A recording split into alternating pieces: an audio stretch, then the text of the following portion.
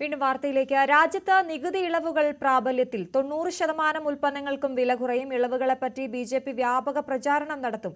എംപിമാർ സ്വന്തം മണ്ഡലങ്ങളിൽ 2 പദയാത്ര നടത്തും. സ്വദേശി ക്യാമ്പയിനും തുടക്കം കുറിക്കും. അതേസമയം നികുതി വരുമാനം കുറയുമെന്ന ആശങ്കയിലാണ് സംസ്ഥാനം. കൂടുതൽ വിവരങ്ങളുമായി ന്യൂസ് ഡെസ്കിൽ നിന്നും അഭിലാഷ് രാധാകൃഷ്ണനും തിരുവനന്തപുരത്തു നിന്നും വി അരുണും ചേരുന്നു. ആദ്യം അഭിലാഷിലേക്ക്. അഭിലാഷ്, നികുതി ഇളവ് പ്രാബല്യത്തിൽ ഇന്ന് വന്നിരിക്കുകയാണ്. എന്തായാലും ജനങ്ങളെ സംബന്ധിച്ച് വലിയ ആശ്വാസമുള്ള ഒരു കാര്യമാണ്. ഏതിനൊക്കെയാണ് വില കുറയുന്നത് എന്നുള്ളതുകൂടി ഉറ്റുനോക്കുകയാണ് സാധാരണക്കാർ.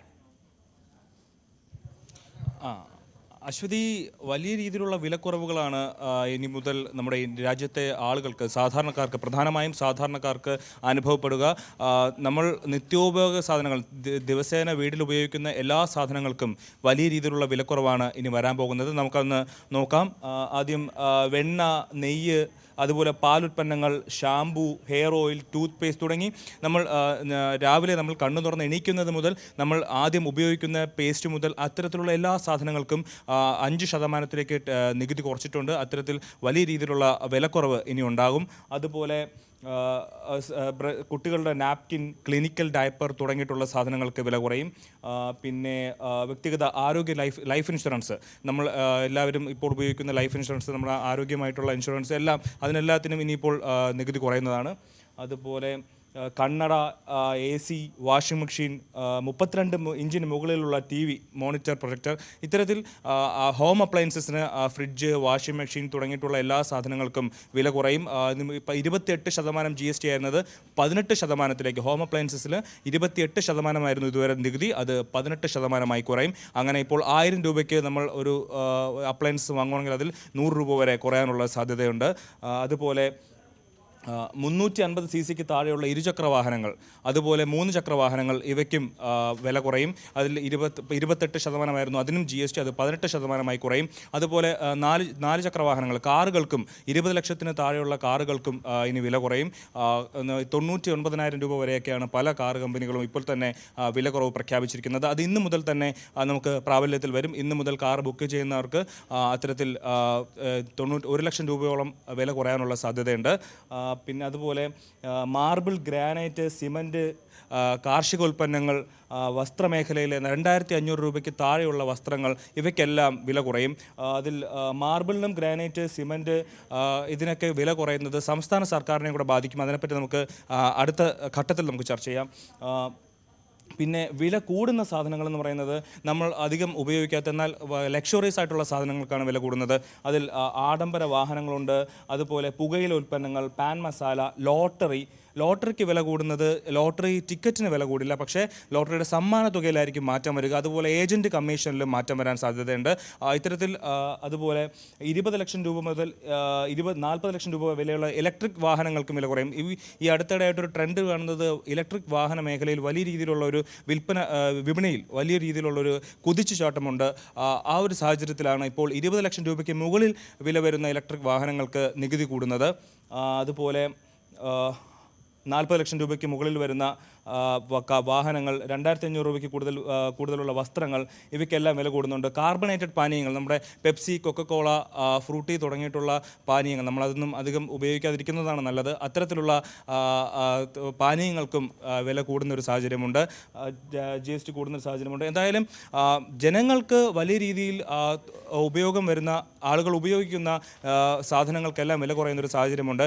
അതേസമയം തന്നെ ഈ വിലക്കുറവ് ഇന്ന് മുതൽ പ്രാബല്യത്തിൽ വരുമെങ്കിലും GST രജിസ്ട്രേഷനുള്ള കമ്പനികൾക്കും അതുപോലുള്ള സ്ഥാപനങ്ങളിൽ നിന്ന് സാധനങ്ങൾ വാങ്ങുന്നവർക്ക് മാത്രമേ ഈ തൽക്കാലം ഈ ഇളവ് പ്രാബല്യത്തിൽ വരുള്ളൂ. കാരണം GST രജിസ്ട്രേഷൻ ഉള്ളവർക്ക് ഇന്ന് മുതൽ തന്നെ ബില്ലിൽ ആ GSTയുടെ കുറവ് കാണിക്കാൻ പറ്റും. അതേസമയം സാധാരണ റീറ്റെയിൽ കടകളിൽ പോകുന്നവർക്ക് അവർക്ക് GST രജിസ്ട്രേഷൻ നേരത്തെ ഇല്ലാത്തത് കൊണ്ട് തന്നെ അവിടെ നേരത്തെ വാങ്ങിച്ചു വെച്ച്, അതായത് അധിക GSTയിലുള്ള വിലയ്ക്ക് കൊടുത്ത് വാങ്ങിച്ചു വെച്ച സാധനങ്ങളായിരിക്കും നമുക്ക് വാങ്ങേണ്ടി വരിക. ആ സമയത്ത് നമ്മൾ സാധാരണക്കാരുടെ കടയിൽ പോയിട്ട് ഇന്ന് മുതൽ വില കുറയുമോ എന്ന് ചോദിച്ചാൽ വില കുറഞ്ഞല്ലോ, അതുകൊണ്ട് കുറഞ്ഞ വിലയ്ക്ക് തരണമെന്ന് വെച്ചാൽ അത് നടക്കുന്ന കാര്യമല്ല. എന്നാൽ ആ ചെറുകിട കച്ചവടക്കാർക്കൊരു നഷ്ടമുണ്ടാകും. അത്തരത്തിൽ അവർക്ക് കുറച്ച് സാവകാശം വേണ്ടി വരും. പക്ഷേ മാളുകളിലും അതുപോലെ വലിയ വലിയ ഷോപ്പുകളിലും പോയി പർച്ചേസ് ചെയ്യുന്നവർക്ക്, കാറുകൾ പർച്ചേസ് ചെയ്യുന്നവർക്കൊക്കെ ഇന്ന് മുതൽ തന്നെ ഈ GST ഇളവിൻ്റെ പ്രാബല്യത്തിൽ വരും. ആ ഇളവ് നമുക്ക് ലഭിക്കും.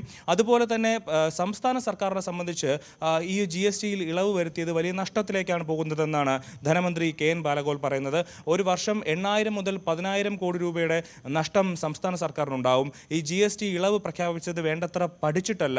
അതുപോലെ സംസ്ഥാന സർക്കാർ മുന്നോട്ട് വയ്ക്കുന്ന മറ്റൊരു കാര്യം, ഈ GST ഇളവ് സർക്കാർ പ്രഖ്യാപിക്കുമ്പോൾ സാധാരണക്കാർക്ക് ആ ഇളവ് കിട്ടണം. അതായത് ഇപ്പോൾ ഇത്തരത്തിൽ GST ഇളവ് പ്രഖ്യാപിക്കുന്ന സമയത്ത് ഈ ഹോം അപ്ലയൻസസിൻ്റെ അടക്കം വില കുറയും. എന്നാൽ ഈ വില കുറയുന്ന സാഹചര്യത്തിൽ ഈ ഹോം അപ്ലയൻസ് കമ്പനികൾ ഇവരുടെ മോഡൽ മാറ്റിയിട്ട് മോഡൽ ഒന്നുകൂടെ അപ്ഗ്രേഡ് ചെയ്തതിന് ശേഷം സാധാരണ നിലയിലേക്ക് അല്ലെങ്കിൽ നേരത്തെ ഉണ്ടായിരുന്ന നിലയിലേക്ക് വില ഉയർത്തി അവർക്ക് ലാഭം എടുക്കാനുള്ള ഒരു സാഹചര്യത്തിലേക്ക് കാര്യങ്ങളെത്തും. അത്തരത്തിൽ കാര്യങ്ങൾ എത്തരുത് എന്നുള്ളതാണ് സംസ്ഥാന സർക്കാരിൻ്റെ ആവശ്യം. അതുപോലെ ലോട്ടറിയുടെ കാര്യത്തിലും സംസ്ഥാന സർക്കാരിന് വലിയ രീതിയിൽ വരുമാനം ലഭിച്ചിരുന്ന ഒരു സംഭവമാണ് ലോട്ടറി. പക്ഷേ ലോട്ടറിയുടെ വില കുറയുമ്പോൾ, അതായത് ലോട്ടറിയിൽ ടാക്സ് കൂട്ടുമ്പോൾ വലിയ രീതിയിൽ സംസ്ഥാന സർക്കാരിന് അതിൻ്റെ ടിക്കറ്റിന് വില കൂട്ടാൻ കഴിയില്ല. ടിക്കറ്റിൻ്റെ വില കൂട്ടിക്കഴിഞ്ഞാൽ ലോട്ടറിയുടെ വിൽപ്പന കുറയും എന്നുള്ളതാണ് സംസ്ഥാന സർക്കാരിൻ്റെ കണക്ക് കൂട്ടൽ. അതുകൊണ്ട് തന്നെ സംസ്ഥാന സർക്കാരിന് ലോട്ടറിയുടെ വില കൂട്ടാൻ കഴിയില്ല. പക്ഷേ നികുതി കൂടുതലായിട്ട് ഈടാക്കേണ്ടി വരും. അത് കേന്ദ്ര സർക്കാരിനായിരിക്കും പോവുക. ഇത്തരത്തിൽ അതുപോലെ ഏജന്റിൻ്റെ കമ്മീഷൻ കുറയും. ഇത്തരത്തിൽ വലിയ രീതിയിൽ ഒരു ആശങ്ക സംസ്ഥാന സർക്കാരിനുണ്ട്. അതേസമയം തന്നെ സാധാരണക്കാരെ സംബന്ധിച്ച് ഇത് വലിയൊരു നേട്ടമാണ്. അശ്വതി, അതാണ് കേന്ദ്ര സർക്കാർ എന്തായാലും ഇതിന് വലിയ രീതിയിൽ ഒരു വ്യാപക പ്രചാരണത്തിന് ഉദ്ദേശിക്കുന്നുണ്ട്. ഈ ഇളവുകളെ പറ്റി 90% ഉൽപ്പന്നങ്ങൾക്കും വില കുറയുമെന്നുള്ളത് ജനങ്ങളിലേക്ക് എത്തിക്കാനുള്ള സജീവമായ പ്രവർത്തനം അവരുടെ ഭാഗത്തുനിന്നുണ്ടാകും. ഇന്ന് MP-മാർ സ്വന്തം മണ്ഡലങ്ങളിൽ പദയാത്രകൾ നടത്തുന്നുണ്ട്. 2 പദയാത്രകൾ നടത്തുന്നുണ്ട്. ഒപ്പം സ്വദേശി ക്യാമ്പയിനും തുടക്കം കുറിക്കുന്നുണ്ട് എന്നുള്ളതാണ്. എന്തു തന്നെയായാലും 2 സ്ലാബിലേക്ക് കാര്യങ്ങൾ മാറുമ്പോൾ ജനങ്ങളെ സംബന്ധിച്ച് എന്തു തന്നെയായാലും അത് വലിയ ആശ്വാസമാണ് എന്നുള്ളതിൽ സംശയമില്ല. അതേസമയം നികുതി വരുമാനം കുറയുമെന്ന ആശങ്കയിലാണ് സംസ്ഥാനം. കൂടുതൽ വിവരങ്ങളുമായി VV അരുൺ ചേരുന്നു. അരുൺ, അതാണ് ഈ ഏതൊക്കെ രീതിയിൽ പഠിച്ചതിന് ശേഷമാണോ ഇത്തരത്തിൽ ഈ നികുതി ഇളവുകൾ പ്രാബല്യത്തിൽ വന്നിരിക്കുന്നത് എന്ന ചോദ്യമാണ് സംസ്ഥാന സർക്കാർ ഉയർത്തുന്നത്. എവിടെയൊക്കെ ആകും സംസ്ഥാന സർക്കാരിന് ഇതിലുള്ള ഒരു ആശങ്ക വരുന്നത്?